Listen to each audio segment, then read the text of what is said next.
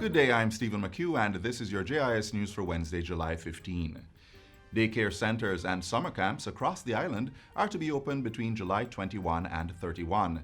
Minister of Local Government and Community Development, Desmond McKenzie, made the disclosure during Tuesday's sitting of Parliament. He revealed that in order for daycare centres to be reopened, they must be fully compliant with new COVID-19 protocols. They should also comply with staffing provisions, which involve a ratio of 1 adult to 5 children for those between the ages of 0 to 12 months, 1 adult to 8 children who are 13 to 35 months, and 1 adult to 12 children 3 to 5 years old. All daycare centers should have the necessary temperature check machines, and child-friendly signage are to be placed across the facility. Minister McKenzie says only non-residential or day summer camps will be allowed to operate between 8 a.m. and 5 p.m. We want to make the point that parents and guardians are not compelled by this order. So we are opening the sector, but if the parent or the guardian feel that they are not ready to send their child out, they are not compelled to do so. In the meantime, as part of conditional reopening efforts, the state will allow small outdoor events to be held for a 10-day provisional period starting July 21. These events must be held at approved venues and should not have more than 280 persons, 30 of whom will be production personnel, including performers and staff. Minister Desmond McKenzie says the approved events include concerts, parties, round robins, launches, religious celebrations, and festivals. There must be signs such as tape on the floors or other markings to ensure that the people attending observe the necessary protocols. The bar area is only to be used for purchasing of drinks. No gathering is allowed.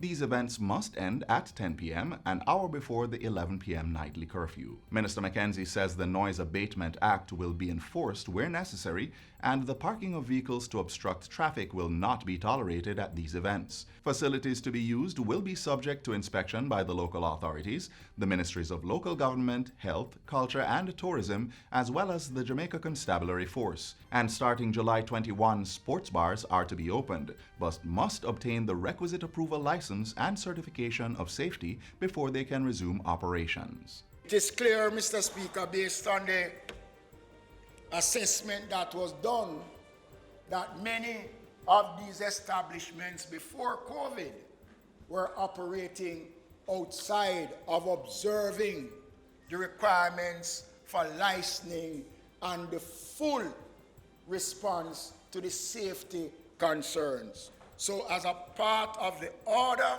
Mr. Speaker, these locations will not be allowed to operate unless they are in compliance. Amusement parks and water attractions, as well as gaming arcades targeted to children and young adults, will also be opened. The sites will be opened from July 21 to 31 between 10 a.m. and 6 p.m., provided that they follow the necessary COVID-19 related protocols. Effective today, tourists and locals can enjoy attractions on the south coast of the island. This as the Tourism Minister Edmund Bartlett announced the reopening of Phase 2A of the tourism sector, which runs between Milk River in Clarendon and Negril in Westmoreland. Minister Bartlett says a health and safety protocol has been developed for the area, which includes compliance measures from stakeholders and visitors. In an effort to drive continued safe reopening of the tourism sector, plans were developed for the launch of Phase 2A, the South Coast Resilient Corridor. This expansion will enable more visitors to experience the tourism product while enabling tourism businesses and workers to restart operations in a safe environment. Minister Bartlett made the statement during Tuesday's sitting of the House of Representatives. A date for the reopening of Phase 2B, which would run from Milk River in Clarendon to Portland in the east, is expected to be released soon. Cabinet has approved the disbursement of $308 million to stave off drought across the island. In Parliament Tuesday, Minister without portfolio with responsibility for water, Darrell Vaz, said the National Water Commission would receive $100 million for the trucking of water island-wide. The Ministry of Local Government and Community Development will be allocated $75 million to provide additional water shops and for the trucking of water. The Rural Water Supply Limited will receive $70 million for the provision of 130 wayside tanks and the construction of 39 loading bays in the 14 parishes. And members of Parliament will each receive $1 million to provide black tanks and trucking of water.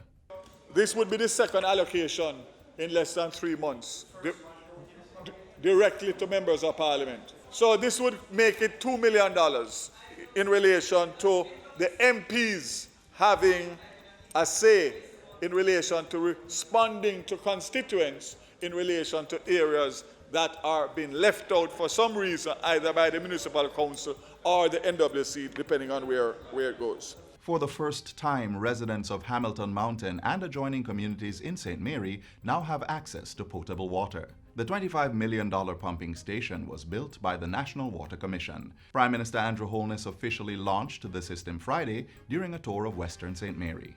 Your government is working.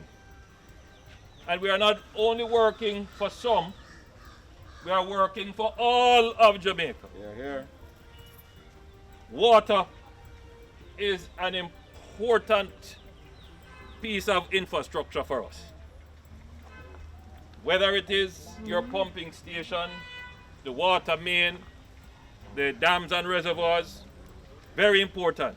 During his tour, Mr. Holness visited a new community center at Labyrinth, viewed a water harvesting system at Jeffreytown Primary, looked at housing plans for Galena, pledged to improve the sewage systems at Three Hills, and donated to the Spring Valley Citizens Association.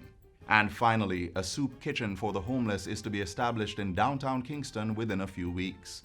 The soup kitchen is to provide a hot meal twice per day for vulnerable members in the population. Local Government Minister Desmond McKenzie says the soup kitchen is a permanent strategy to replace the current street people feeding program in the corporate area. The feeding program that we have put in,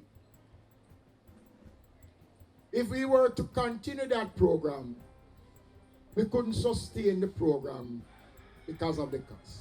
Since March, the local government ministry has provided more than 35,000 meals across the country for the homeless to alleviate the negative effects of the novel coronavirus on the vulnerable. Mr. McKenzie says the corporate area alone has more than 2,000 street people, with 60% of that number living in downtown Kingston. He was speaking at the recent handover of an indigent house in Portland. And that's it for JIS News Today. I'm Stephen McHugh. Thanks for watching.